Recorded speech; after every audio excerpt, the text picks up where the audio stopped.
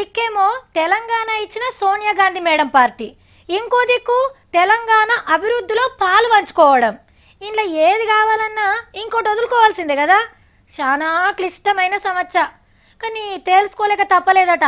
వారం 15 రోజుల సంధి మంచి కూర్చొని మాట్లాడుకున్నారట.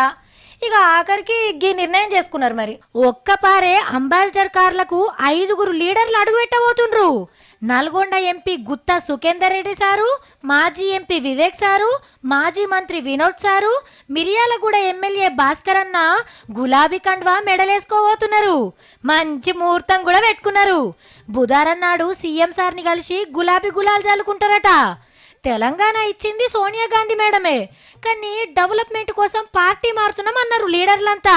మన కొత్త తెలంగాణలో ఏదైతే అభివృద్ధి కావాలో ఇవన్నీ ప్రెజెంటేషన్స్ మేము అప్పుడు కేంద్రానికి ఇవ్వడం జరిగింది. ఏదైతే మా ఆలోచన అప్పుడు ఉండిందో ఆ ఆలోచన ఈరోజు ఈ తెలంగాణ అభివృద్ధిలో అయ్యే అవకాశాలన్నీ కూడా కేసీఆర్ గారు ఆ నిర్ణయాలు తీసుకుంటున్నారు. అభివృద్ధిలో వేగవంతం కావడంతో పాటు మనం కూడా కొంత భాగస్వాములు కావాలని ఇవాళ ఈ నిర్ణయం తీసుకోవడం జరుగుతుంది అనేటువంటి విషయాన్ని నేను ఈ సందర్భంగా మనం చేస్తున్నాను.